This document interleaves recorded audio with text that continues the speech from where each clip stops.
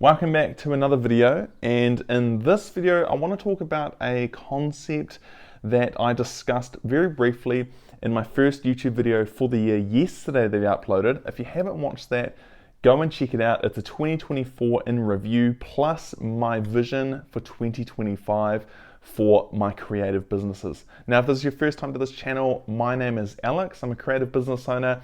I own a 3D render studio called Render Studio. I even have a property marketplace startup called Townhouses.nz, and I have a couple of other things going on in the mix. In these videos, I like to share updates, theories, thoughts, concepts, learnings, and strategies that I'm using to grow and win in business in 2025. And in today's video, I want to talk about a fear of success.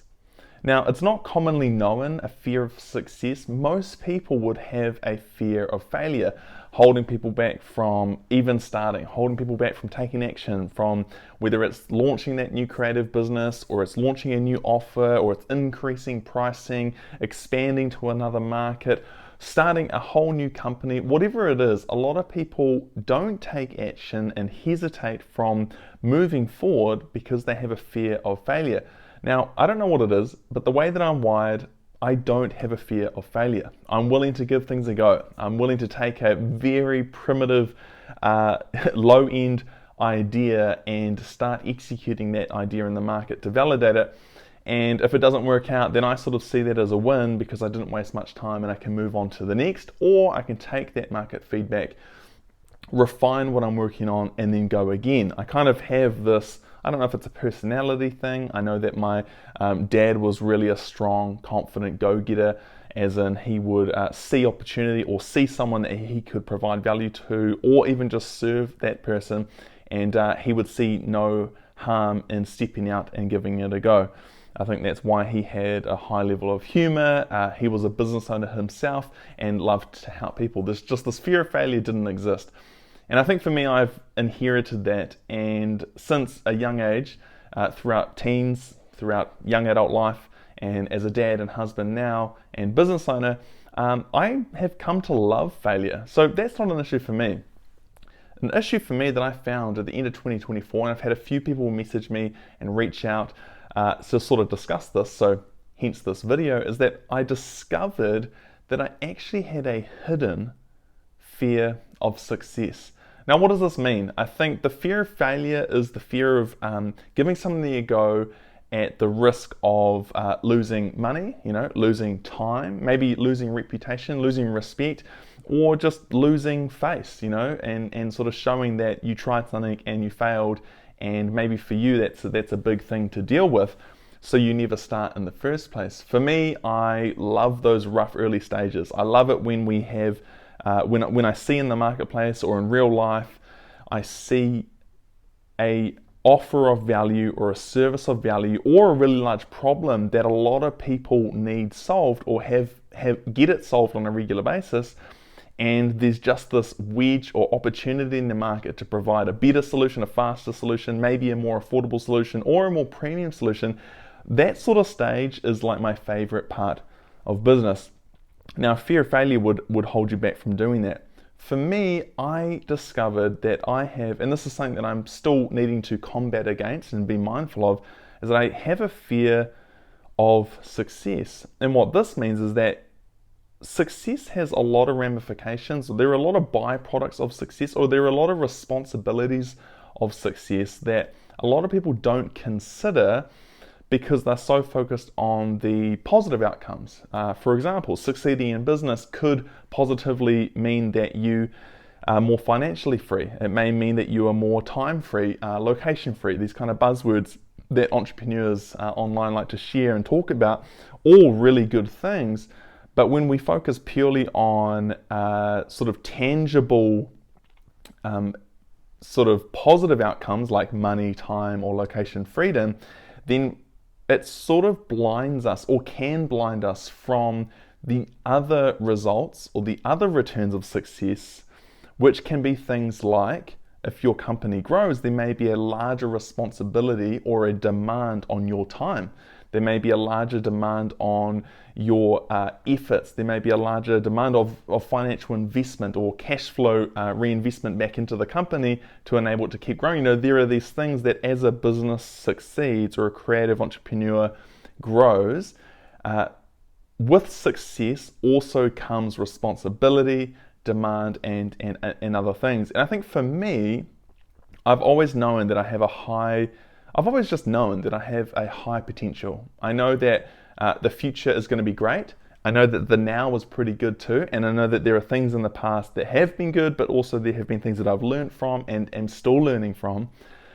But most importantly, I know deep down that I have a really great future, that I have not only a future that's waiting for me, but also I know that I've got giftings and skill sets and abilities that I think make me uniquely me. It's not to say that I'm super special or anything, but I think we're all unique in the way that we're wired and created and all those sorts of things, the way that we think, we act, we respond, the way that we provide value to the world, and the model of which we approach that value. And I think for me, I've always known that I have a high level of potential and capacity, but for some reason, just over the last year, in 2024, I just constantly felt like I was coming up against that capacity, and there was just this like subconscious hesitation, and I couldn't really put my finger on it until the end of last year when I sort of had this breakthrough and realized I have a fear of success. I kept coming up time and time again with just this sort of, I feel like I can do more, but there's something holding me back. I feel like I can invest more time and more energy, and I feel like we could be doing better things at Render Studio, or I feel like we could be doing far greater things at Townhouses. I feel like we could be doing far greater things in my personal brand, my company's brand, all these sorts of, that was the kind of thought. I feel like I can do more. That was the undercurrent. That was the underlying thought. I feel like I can do more, but something's holding me back. And I went through some of the concepts that were talked about in this video. Maybe I have a fear of failure, but very quickly realized I don't have a fear of failure because I fail a lot. And it's not like I'm just out there like I can't wait to stumble, but it's like I know that through perseverance, dedication, repetition, through trial and error and taking action, that is, the world's best business teacher. The world's best business course is just to take action and be humble enough and observant enough to learn. And so I sort of crossed that off the list. I was like, no, I feel like I know how to fail. I'm comfortable with failure. There's still moments where, it sucks and it really does. But I know that every failure is an opportunity to learn and go again.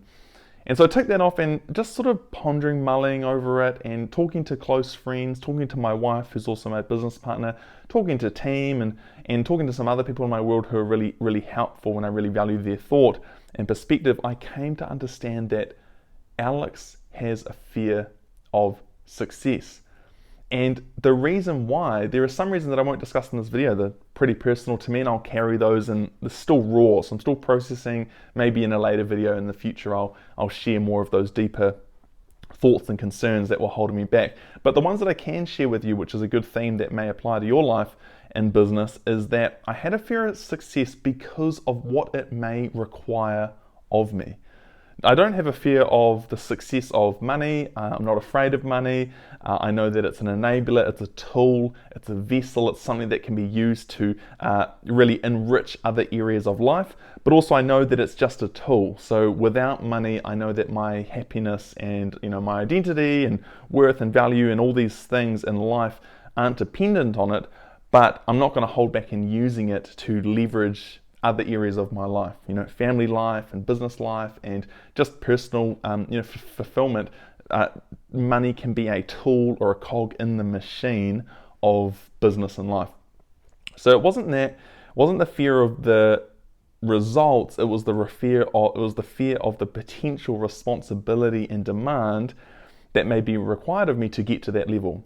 Now, to give some context, we used to live in Wellington, which was a larger city here in New Zealand. If you're anywhere across the world, it would probably just be a small township for you. But moving from a big city with a big startup culture, high energy, high buzz, even friends, booking in catch-ups with friends was like a calendar event because everyone's so busy in big cities, you've got to lock it in.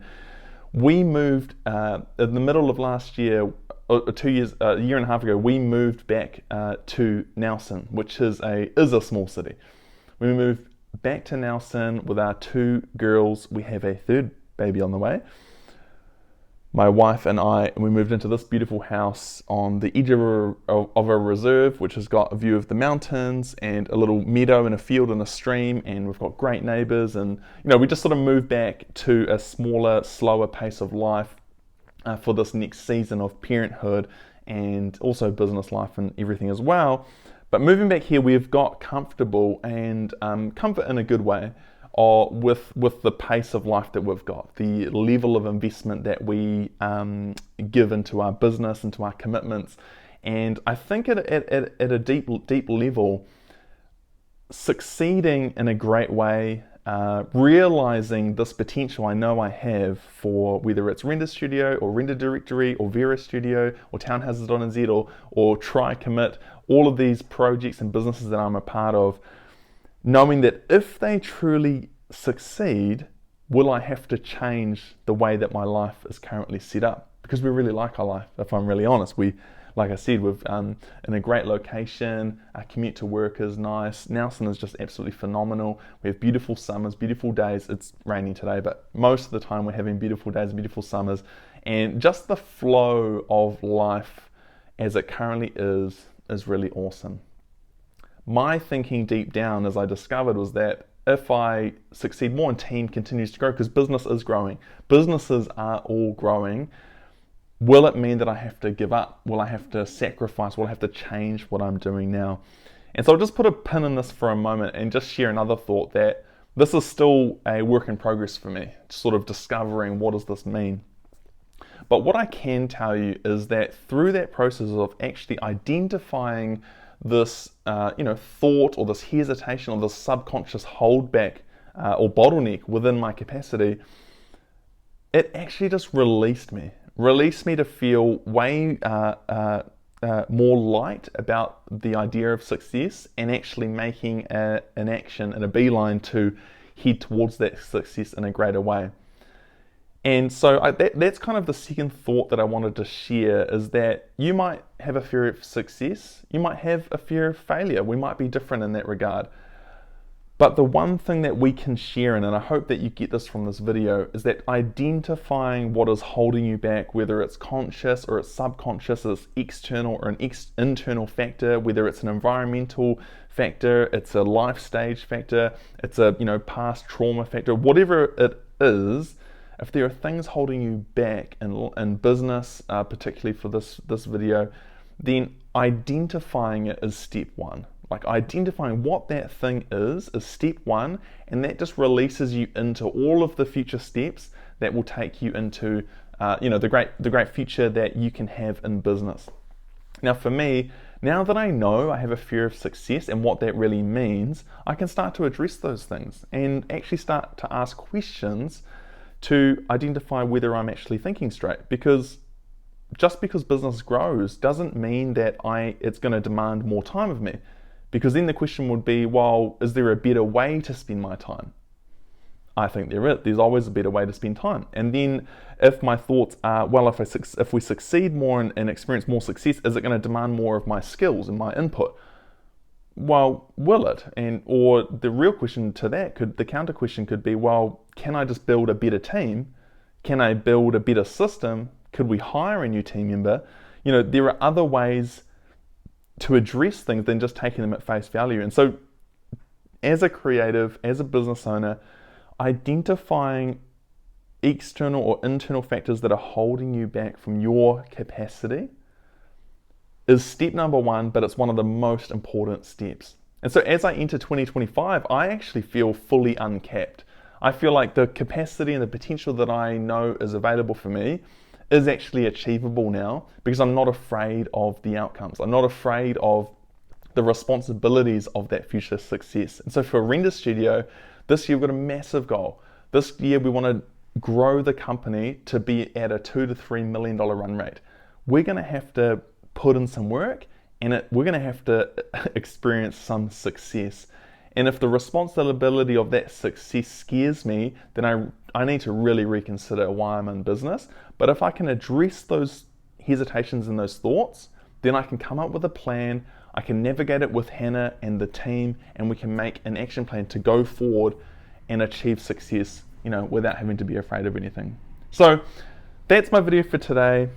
A deep found fear of success was holding me back, but now that I'm aware of it and I've identified it, I'm making plans, and I even just have some people call them truth coaches or taglines, or just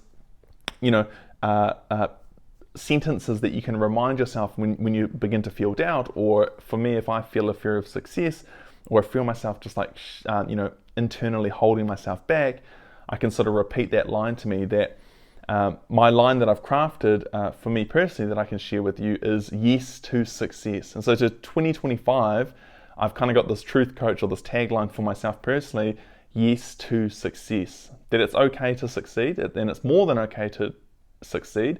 It's also okay to have issues with that along the way and be able to address them, individually, as a team, as a company. And that really excites me. And so now, instead of sort of feeling like I've got this capacity, but I don't know why I can't achieve it, I know I can achieve it, but I don't know why I'm holding back. Now I have this clarity that's leading to a confidence that in 2025, I can go after the opportunities that are available to me, the companies that we have set up that are growing, the team that we need to lead, and the customers that we're privileged to serve. And I can come at that with full force and confidence, knowing that I'm not afraid of success, that actually I welcome it, I'm excited for it, I'm making a plan for it, and it will be a part of my year this year. The year of more yes to success, 2025. I hope that was helpful. That was felt a bit raw for me, just discussing that with you all. If you have any thoughts on that, or something I explained wasn't quite clear, or maybe it was really clear, if you have any questions, comments, or ideas around this, please leave a comment below. I'd love to hear from you so I can make future content, or we can have a dialogue in the comments and find out how I can serve you greater with this channel this year. Awesome, guys. You can find my socials in the description. Let's connect, and we'll see you in the next one.